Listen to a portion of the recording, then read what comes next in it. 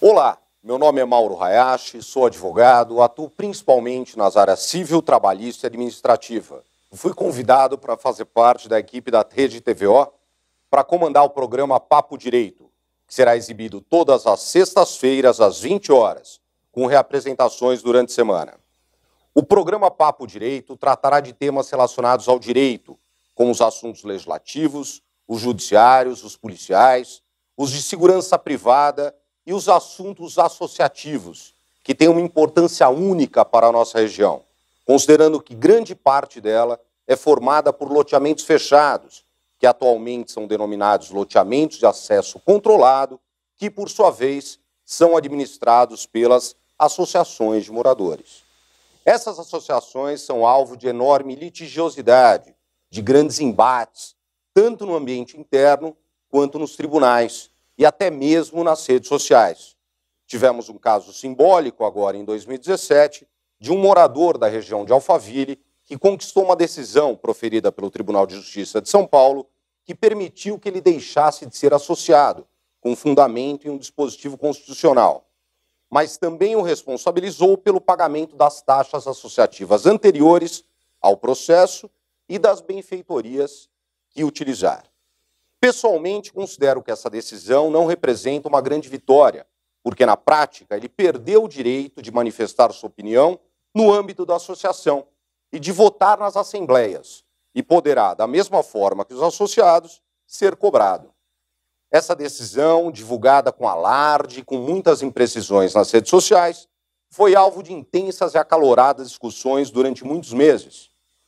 Particularmente, acredito que, independente dos fatores e teses jurídicas e urbanísticas pró e contra, os loteamentos de acesso controlado são uma realidade no cenário de todo o país, especialmente em nossa região, que foi a pioneira nesses empreendimentos com Alphaville. E a decisão de adquirir um imóvel no interior de um residencial já constituído deve ser acompanhada da aceitação de que será necessário o pagamento da taxa associativa, até para a manutenção das qualidades que influíram na decisão de compra. Não considero lógico adquirir um imóvel em residencial murado, com segurança, com estrutura de lazer e paisagismo, que são fatores, inclusive, de valorização do próprio bem, para depois tentar se desvencilhar do valor da manutenção, onerando os próprios vizinhos. Diferente a condição do fechamento de ruas, muitas vezes irregular e sem autorização municipal, com a criação posterior da associação. E para tratar desse assunto de extrema relevância para a nossa região, teremos a presença de uma pessoa que, além de ser uma das profissionais mais gabaritadas no tema associação de moradores, é também uma personalidade espetacular. Mariângela Yamonde Machado, pós-graduada em negócios imobiliários, professora e palestrante do mercado imobiliário, diretora de associações em loteamentos e bairros planejados pelo Secov, sócia proprietária da Fox Trading Assessoria Consultiva em Desenvolvimento Urbano.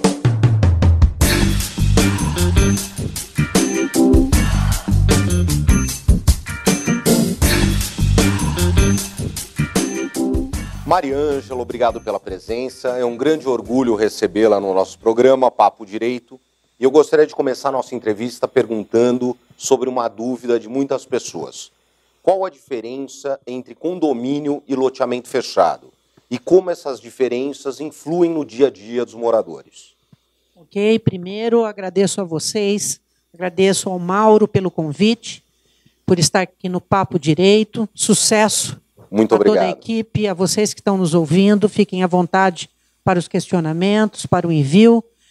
Quanto à pergunta, diferenças básicas entre condomínios e loteamento.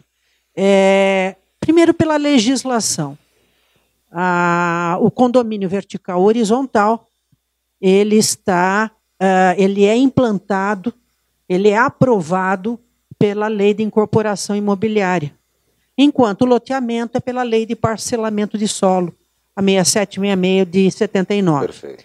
Então, são aprovações, concepções, aprovação e registro totalmente diferentes. Agora, vamos na prática? Deixa o juridiquês do lado e nós vamos na prática. Na prática é o seguinte, a segunda diferença, IPTU. O IPTU, para quem mora em condomínio, ele paga pela área privativa que ele ocupa, quer seja um apartamento, quer seja casas, e ele flats, ou ele paga também, além da área privativa, pela área comum. Então, os condomínios têm as suas áreas comuns e está dentro do IPTU de cada uma dos seus condôminos, né? Que são os compradores ou proprietários. Já no loteamento, você paga IPTU apenas do terreno, quer seja um terreno vazio ou quer seja um terreno com imóvel sobre ele. Você não paga sobre rua, calçada, portaria, muro, nada. Sistema viário de espécie alguma. Por quê? Porque você não é proprietária.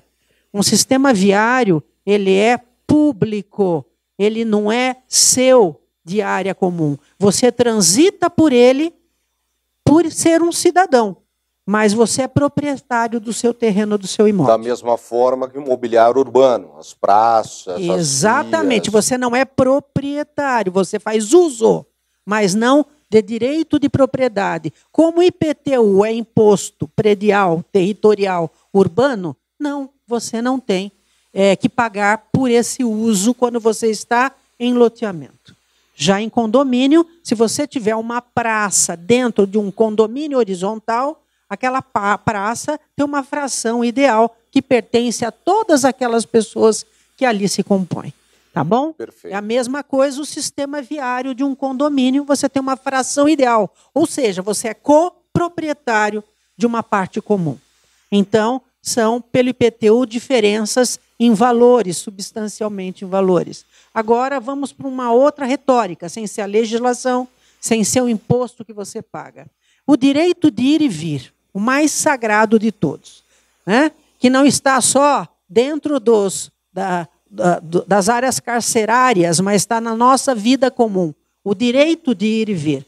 Quando você está dentro de um condomínio, você tem o direito, como condômino, de dizer à sua portaria que você quer ou não a entrada de determinada pessoa dentro daquela área intracondominial, tá certo? E para entrar na sua área privada.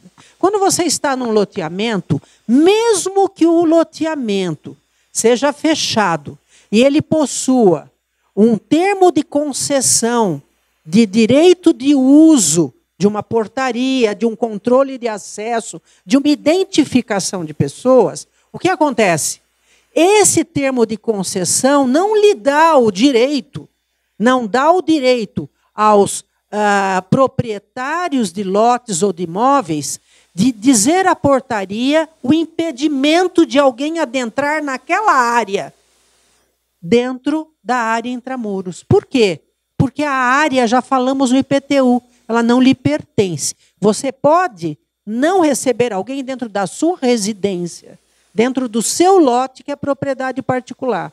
Mas você não tem o direito legal de pedir a uma portaria que impeça a entrada de alguém por ela para adentrar no sistema viário. O direito da portaria é exclusivamente de identificação e controle de pessoas. Então, cuidado, porque isso é uma confusão muito grande quando a gente está em condomínios. Quando você tem o direito que a prefeitura lhe dá de você fazer o controle e a identificação de pessoas, isso não pode se confundir com o impedimento de ir e vir.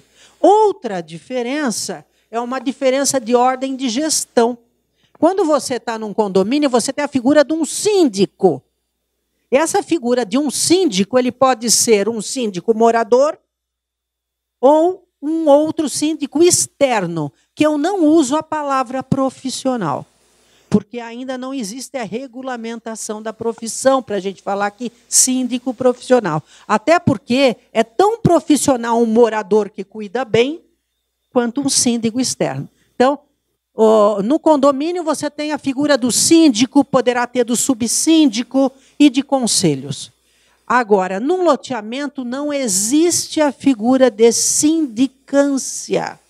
Existe a figura de gestores. E a figura dos gestores se prendem nas suas diretorias, nos seus conselhos deliberativos, nos seus conselhos consultivos, além do conselho fiscal, que pode estar nas duas figuras. Mas um tem a figura do síndico condomínio, outro tem a figura dos diretores, do conselho diretor, que é os loteamentos. Na figura do síndico, mais uma quarta diferença, ele pode agir sozinho, porque ele tem um código civil que lhe imputa determinadas tarefas, onde isoladamente ele pode responder. Na figura de loteamentos, que é movido por uma associação de adquirentes de lotes ou proprietários de lotes, esta figura do diretor ou do conselho diretor, ele não age só.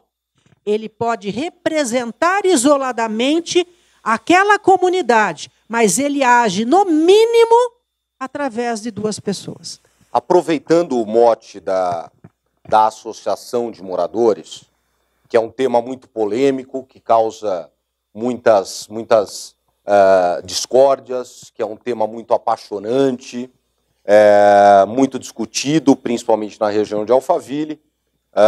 Em 2017 tivemos um caso emblemático de um morador que conseguiu se desfiliar de sua associação, apesar de ter que pagar todas as taxas anteriores ao processo e precisar pagar tudo o que ele se beneficiar.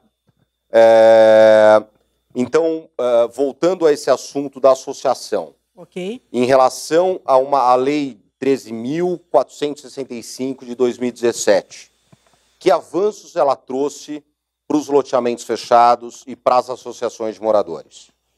Eu acho o seguinte, existe um dito popular que diz assim, o ótimo é inimigo do bom. Quando você tudo quer, ou que a perfeição existe, você deixa passar momentos preciosos de mudança. Então, a lei, que é uma lei de regularização fundiária, que é a 13.465 de 2017, muito bem lembrada por você, apesar de ser uma lei para regularização fundiária, ela trouxe algumas figuras nessa mesma legislação. Uma das figuras dessa legislação é o seguinte, é tentar, de alguma forma, ter uma legislação federal que falasse sobre as associações. E essa o fez. Por isso que eu digo que ela tem, não é uma pacificação, mas ela tem uma figura muito importante.